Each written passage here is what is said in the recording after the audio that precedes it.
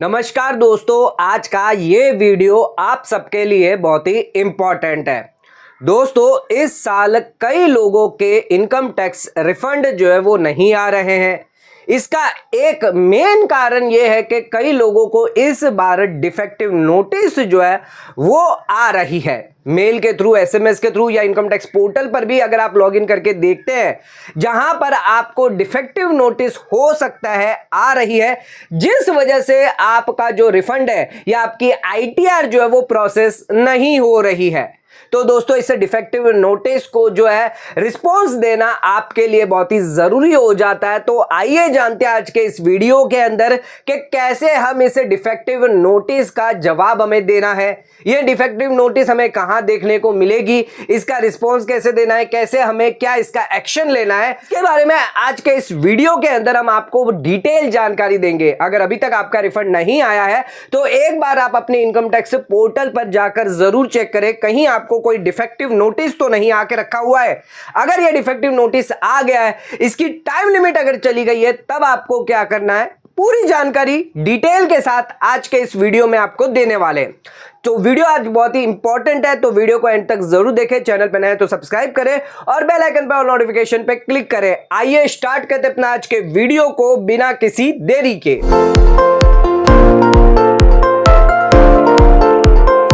तो दोस्तों, आइए स्टार्ट करते हैं अपना आज के वीडियो को और बात करते हैं, अगर आप इनकम टैक्स रिटर्न फाइल कर चुके हैं 31 जुलाई से पहले, लेकिन अभी तक आपका रिफंड नहीं आया है, तो एक बार अपने इनकम टैक्स पोर्टल पर जाकर जरूर चेक कर ले, कहीं आपको डिफेक्टिव नोटिस तो नहीं आ गई है। वैसे इनकम टैक्स डिपार्टमेंट द्वारा आपको मेल या एसएमएस कर दिया जाता है डिफेक्टिव नोटिस रिलेटेड, लेकिन अगर आपके मेल में या एसएमएस में भी अगर आपको कोई इंपॉर्टेंट इंफॉर्मेशन नहीं मिली है, मैसेज ऐसा नहीं आया, तो एक बार इनकम टैक्स पोर्टल को जरूर लॉगिन कर ले।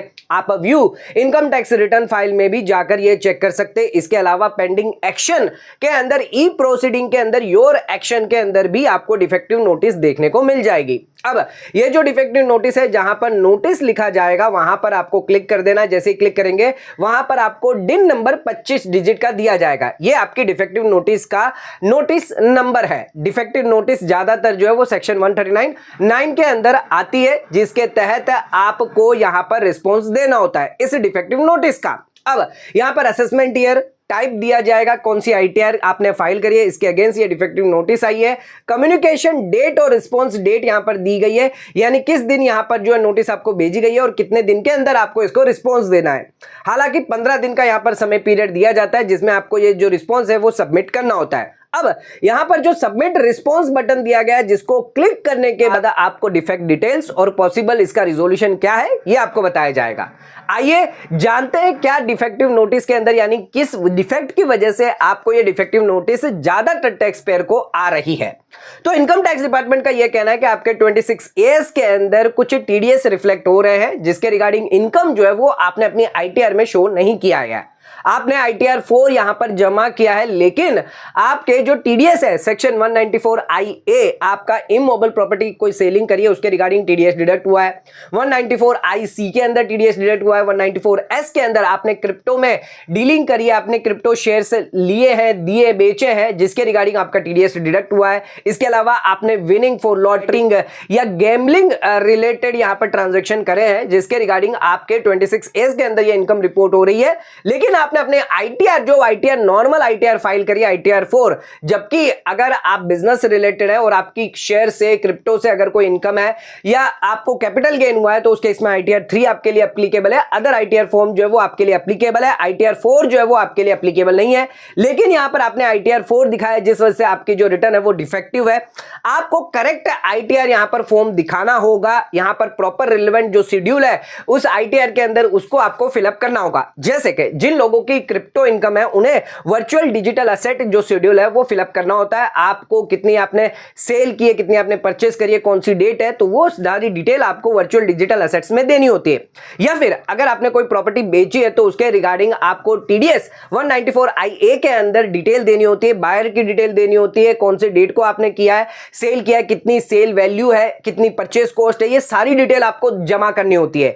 आपने ये जमा नहीं करी, आपने आईटीआर 4 सीधे सीधे भर दिया और टीडीएस टीडीएस भी क्लेम कर दिया, जिस वजह से यहां पर डिफेक्टिव नोटिस आपको आ रही है। तो दोस्तों अगर आपसे भी अगर कहीं गलती हुई है, आपने प्रॉपर इनकम नहीं दिखाई है, ग्रॉस इनकम नहीं दिखाई है, तो उस टीडीएस रिलेटेड जो आपके 26 एज के अंदर आ रहा है, तो उस केस में यहां पर आपको रिस्पॉन्स देना जरूरी है, आपके अपने रिटर्न को करेक्ट करना जरूरी है। अब रिटर्न जो डिफेक्ट हो चुके हैं उसको करेक्ट कैसे करेंगे, तो वहीं पर जहां पर आपका ये डिफेक्टिव नोटिस खुल रहा है, वहीं पर आपको एक्सेप्ट या फिर यहां पर रिजेक्ट करने का ऑप्शन दिखाई देगा। अगर आप इसको रिस्पॉन्स जो है नहीं देना चाहते तो उस केस में आपको प्रॉपर रीजन देना होगा। हालांकि यहां पर अगर आपके 26 एज के अंदर ऐसी कोई टीडीएस आ रही है जिसके रिगार्डिंग अगर आपने इनकम नहीं दिखाई है, तो उस केस में आपको यहां पर प्रॉपर आईटीआर जरूर भरना चाहिए। तो यहां पर अगर आप रिस्पॉन्स देना चाहते हैं तो एक्सेप्ट पर क्लिक कर लीजिए। जिसके बाद आपको फाइलिंग टाइप पूछा जाएगा। आईटीआर आपकी ऑफलाइन जो है यूटिलिटी के थ्रू आपको ये करना होगा। ITR 1, ITR 2, ITR 3, ITR 4, ITR type आपको दिया जाएगा, कौन सी आईटीआर आप फिलअप कर रहे हैं, और जेसन फाइल आपको अटैच करनी है। अब जेसन फाइल कैसे आपको अटैच करनी है, कैसे आपको रिटर्न सबमिट करना है, इसके बारे में भी थोड़ी जानकारी दे देते हैं। आपको कहीं नहीं, डाउनलोड सेक्शन में जाना है। कॉमन यूटिलिटी के अंदर आपको यूटिलिटी दिखाई देगी जावा बेसिस पर, इसको आपको क्लिक कर देना और डाउनलोड कर लेना। इसके बाद आप जो रिटर्न है यहां पर फाइल कर सकते हैं। ध्यान रखिएगा यहां पर सिर्फ एक ही चेंज होगा, जो भी रिटर्न आप सबमिट कर रहे हैं, जो भी इनकम आप दिखा रहे हैं वो आप एज इट इज दिखा दीजिए। जो भी आपको चेंज है वो आप चेंज कर दीजिए।